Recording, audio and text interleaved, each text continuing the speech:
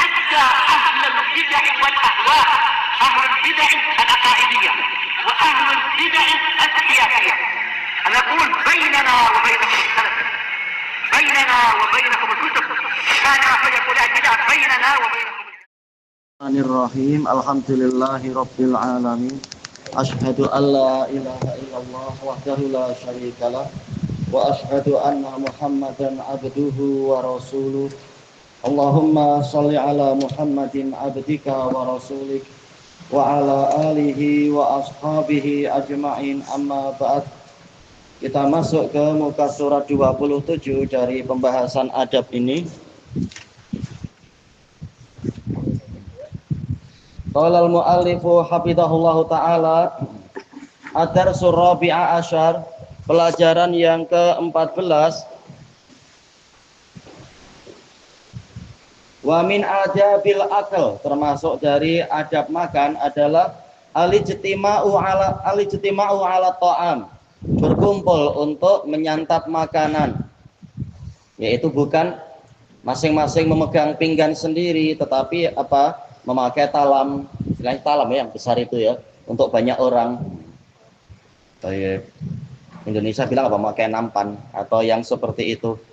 Ini mustahab, tidak sampai wajib. Ini mustahab demi mendapatkan berkah yang lebih banyak. Kita di muka surat 27. An Wahsy bin Harb radhiyallahu an. Wahsy bin Harb al-Habsyi. Anna ashaban Nabi sallallahu alaihi wasallam radhiyallahu anhum qalu, bahwasanya para sahabat Nabi sallallahu alaihi wasallam radhiyallahu anhum, mereka mengatakan, ya Rasulullah, inna na'kulu wa la nashba. Wahai Rasulullah, sesungguhnya kami makan namun kami tidak kenyang. Qal fala'allakum taftariqun. Maka Nabi bertanya, boleh jadi kalian makan dengan berpencar-pencar, masing-masing makan dengan apa? Dengan inaknya sendiri, bejana atau pinggan sendiri-sendiri. Qalu na'am, mereka mengatakan ya. Qalu fajtami'u ala ta'amikum, maka berkumpullah kalian untuk menyantap makanan kalian.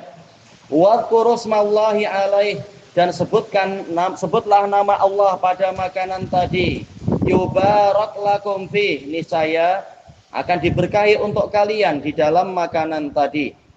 Rawahu Abu Dawud.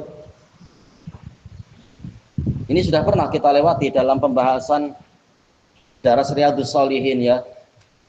Di salah satu sanadnya lemah karena anaknya Wahsy bin Harb itu dhaif, tapi ada penguat-penguat yang lain, maka tidak masalah. Hadisnya boleh disahihkan, tidak masalah insyaallah. Intinya di sini apa? Yaitu dengan adanya keberkahan, maka makanan yang sedikit itu akan mencukupi orang-orang yang ada dan akan menyebabkan mereka kenyang ya. Zahirnya wa alam Fathu Mekah, datang kepada Nabi itu waktu Fathu Mekah, kemudian masuk Islam. Selanjutnya Nabi bertanya, apakah engkau Wahsy bin Harb? Iya. Apakah engkau yang membunuh Pak Cikku Hamzah? Iya. Nah, kemudian Nabi bertanya, mampukah engkau untuk tidak menampakkan wajahmu kepadaku? Nah, maka dia pun pergi. Tapi Islamnya diterima. Cuma Nabi masih bersedih hati dengan wafatnya, terbunuhnya Hamzah bin Abdul Muttalib. Zahirnya adalah waktu Fathu Makkah. Baik. Tapi setelah masuk Islam jadi orang baik, maka Islam itu menghapus dosa yang sebelumnya. Dan Wahsy membayar kafarah pada waktu perang Yamamah dengan apa? Menancapkan tombaknya pada Musailimah al-Kadzdzab, si nabi palsu itu. Menembakkan panahnya. Bukan panah, salah menembakkan tombaknya. Baik. Dan di dalam hadis ini ada dalil bahwasanya boleh orang-orang itu menyampaikan keluhan kepada waliul amr. Karena memang waliul amr itu adalah ibarat orang tua, boleh bertanya, kami begini, kami begitu, kami memerlukan bimbingan atau memerlukan bantuan, tidak masalah. Apalagi ini adalah Rasulullah Shallallahu Alaihi Wasallam, memang beliau adalah bagaikan orang tua, sebagaimana di dalam hadis yang diriwayatkan oleh Imam Ahmad, hadisnya sahih, Hadis Abi Hurairah radhiyallahu an, Rasulullah mengatakan innama ana lakum bimanzilatil walid uallimukum. Saya ini hanyalah bagi kalian bagaikan posisi seorang ayah. Saya mengajari kalian. Baik, kenapa? Boleh jadi kalian la'allakum, boleh jadi kalian. Baik. Maka di sini menunjukkan bahwasanya berkumpul untuk menikmati makanan sama-sama, maka ini mendatangkan keberkahan. Walaupun masing-masing makanan yang halal itu mendatangkan keberkahan, kata para ulama. Kullu halalin mubarak. Setiap yang halal itu diberkahi. Tetapi ada cara-cara yang disyariatkan agar keberkahan itu bertambah, yaitu dengan makan secara berjamaah. Baik, ini menunjukkan memang berjamaah itu mendatangkan berkah lebih banyak. Sebagaimana di dalam hadis yang diriwayatkan oleh Al-Hakim An-Naisaburi dari Ibni Umar dan juga dari Ibni Abbas, yadullahi ma'al jamaah, tangan Allah menyertai jamaah. Tentunya jamaah di sini bukan berkumpul di atas kebatilan, tapi di atas perkara yang disyariatkan. Baik. Jabir ibni taftariqun, yaitu berpencar-pencar, bercerai-berai, tidak berkumpul. Jabir ibni Abdullah radhiyallahu an, yang bagus apa radhiyallahu anhuma, karena ayahnya juga sahabat. Ayahnya terbunuh di perang Uhud. Qala sami'tu Rasulullah sallallahu alaihi wasallam yaqul. Saya mendengar Rasulullah sallallahu alaihi wasallam bersabda, ta'amul wahid yakfil isnain. Makanan satu orang itu mencukupi dua orang. Wa ta'amul isnain yakfil arba'ah. Makanan dua orang mencukupi empat orang. Wa ta'amul arba'ah yakfis samaniyah. Makanan empat orang itu mencukupi 8 orang. Rawahu Muslim. Ini menunjukkan walaupun asal makanan itu biasanya ya satu pinggan ya untuk satu orang, tetapi dengan adanya as-sakhawah, yaitu adanya kedermawanan, maka keberkahan bertambah. Sebagaimana dijelaskan oleh para pensyarah, kita tidak dilarang dan tidak dibenci serta tidak dimakruhkan satu pinggan untuk satu orang. Memang asalnya satu pinggan untuk satu orang. Makanya Nabi mengatakan ta'amul wahid, makanan satu orang. Tetapi barang siapa mau berbagi dengan saudaranya yang tidak punya makanan, maka jatah satu orang boleh untuk dua orang, dia rela seperti itu, maka ini mendatangkan keberkahan. Yaitu yang dimaksudkan mencukupi adalah mengenyangkan. Walaupun tidak sampai kenyang yang sangat, tetapi dengan berkah dari Allah, maka ini cukup untuk orang tersebut. Sehingga kedua belah pihak sama-sama tidak kelaparan. Walaupun bukan kenyang, betul-betul kenyang. Demikian pula makanan dua orang mencukupi 4, makanan 4 mencukupi 8 orang. Terjadi perselisihan di kalangan para pensyarah, apakah ikhbar di sini bimaknal insya, yaitu ini berita, makanan satu orang mencukupi dua orang, ini pemberitaan, pengkhabaran. Yang lain sebagian mengatakan maksudnya adalah perintah, yaitu hendaknya satu orang itu makan dengan bersama satu orang yang lain. Barang siapa sudah berdua, hendaknya mencari dua orang yang lain agar menjadi 4 orang. Jadi sebagian pensyarah mengatakan ini adalah perintah. Dan yang betul memang ini adalah perintah, tapi sekaligus kabar gembira. Barang siapa menjalankan ini dengan iman dan dengan mengharapkan pahala dari Allah, percaya akan janji Allah dan Rasulnya, maka ini cukup bagi dia. Makanan satu pinggan ternyata cukup untuk 2 orang. Makanan yang 4 orang ternyata cukup untuk 8 orang ya. Keberkahan pada makanan itu terletak pada halal, pada zatnya, atau berikut cara mendapatkannya? Tayyib. Ada beberapa cara untuk mendapatkan berkah. Yang pertama memang apa? Kaidah dari para fuqaha, yaitu kullu halalin mubarak, setiap yang halal itu diberkahi. Kita tahu Allah Ta'ala telah menghalalkan untuk kita apa yang di bumi, dan Allah menjadikan apa yang di bumi ini ada keberkahannya. Sebagaimana dalam hadis yang diriwayatkan oleh Bukhari Muslim dari Abi Hurairah radhiyallahu an, tatkala Nabi Ayub beliau mandi dalam keadaan tidak pakai pakaian, kemudian Allah Ta'ala menurunkan sekumpulan belalang dari emas. Tatkala beliau mengumpulkannya, maka Allah Ta'ala bertanya, ya Ayub, alam ugnika amma taro, bukankah aku sudah mencukupi engkau dari apa yang engkau lihat?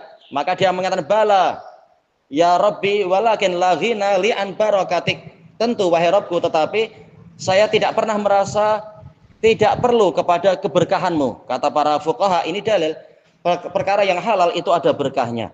Itu yang pertama. Kemudian jadi syaratnya setiap benda yang halal itu ada berkahnya. Sebagaimana setiap benda yang haram itu ada kerusakan. Kemudian berkah itu akan bertambah dengan cara-cara yang baik. Dengan apa? Apabila dia diperolehi dengan cara yang halal. Asal benda yang halal ada berkah. Kemudian kalau didapatkan, diperolehi dengan cara yang baik, yang disyariatkan, yang dihalalkan oleh Allah, maka keberkahan bertambah. Sebagaimana dalam hadis muttafaqun alaih dari Hakim bin Hizam radhiyallahu an, yang Nabi mengatakan apa itu? Al-bayyi'ani bil khiyar ma lam yatafarraqa.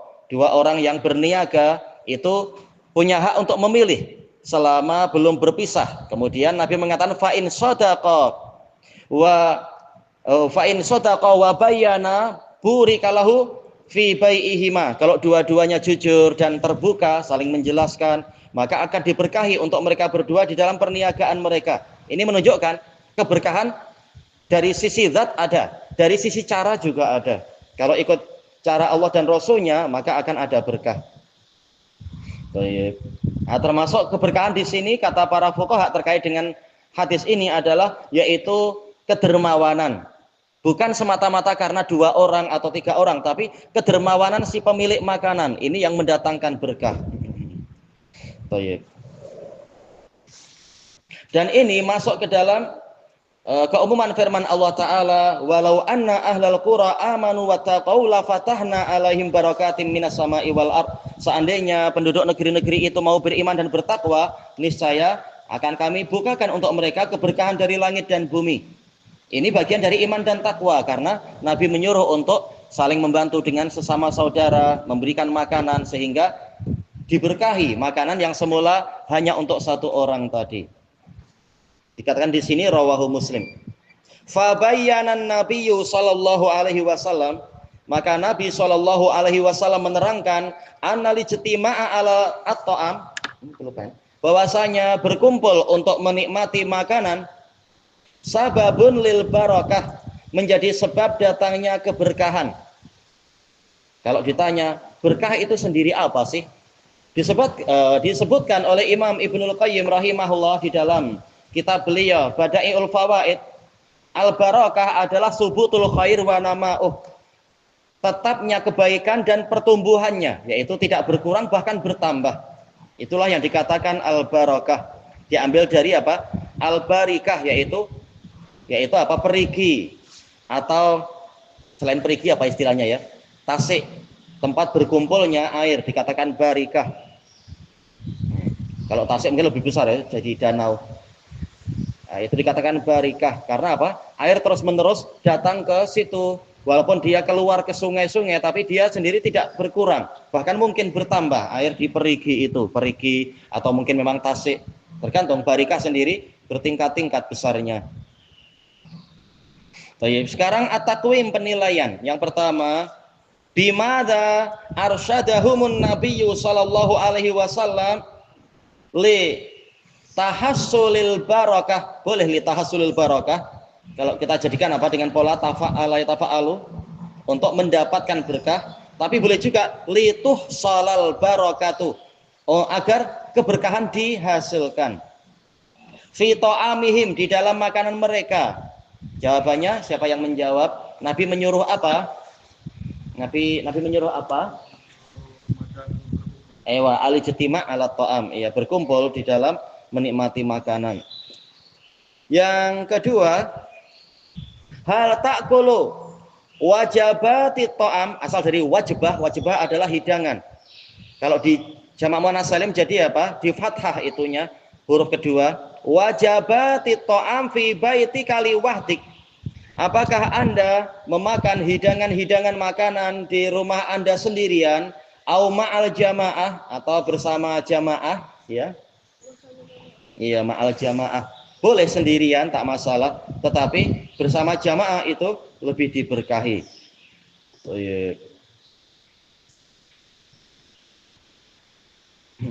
Sebagaimana di dalam firman Allah Ta'ala, walaisa alaikum junahun ang ta'kulu jami'an au astata. Kalian tidak berdosa untuk makan bersama-sama atau terpencar-pencar.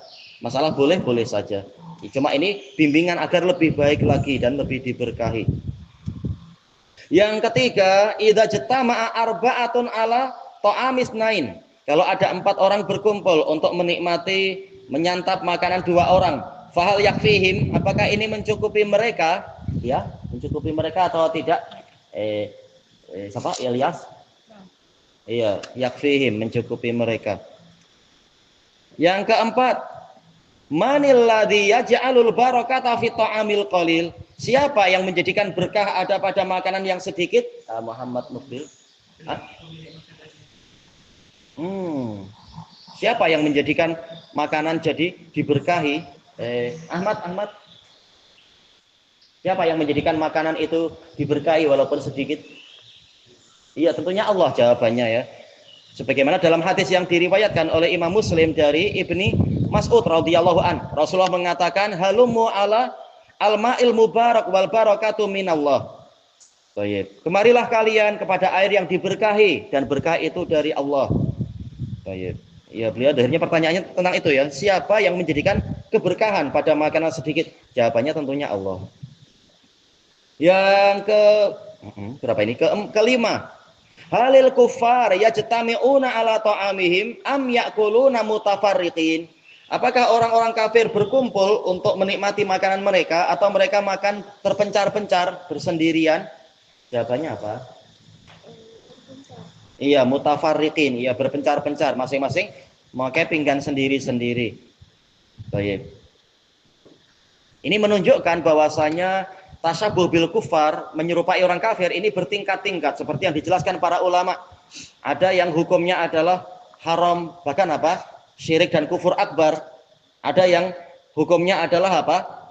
Dosa besar tapi tidak sampai syirik akbar, tidak sampai itu. Ada yang hukumnya adalah apa? Makruh. Ada yang hukumnya khilaful aula dan lain-lain.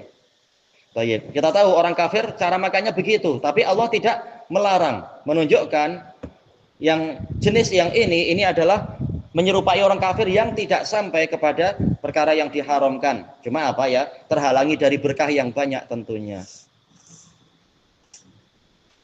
Tayyib ilahuna wallahu a'lam. Ya. Sigoh mu'an'an dan sigoh tamrid pada sahabat itu membawa pada makna ihtimal itu tidak? Yang mana? Ya kan? Tak masalah. Karena apa? Para sahabat semuanya udul. Mereka terpercaya. Jadi kalaupun ada sahabat yang dihilangkan oleh sahabat yang lain, maksudnya tidak disebut, tidak masalah. Seperti yang dijelaskan oleh Imam Ibnu Abdul Bar di dalam kitab beliau At-Tamhid. Tidak diketahuinya sahabat, bahkan apa marasilus sahabah itu tidak masalah karena semuanya udul. Semuanya udul dengan apa? Takdil dari Allah dan Rasulnya. Ditazkiyah oleh Allah dan Rasulnya. Jadi tidak masalah. Baik, wallahu a'lam. Jazakumullah khair. Jangan ditekan-tekan ya.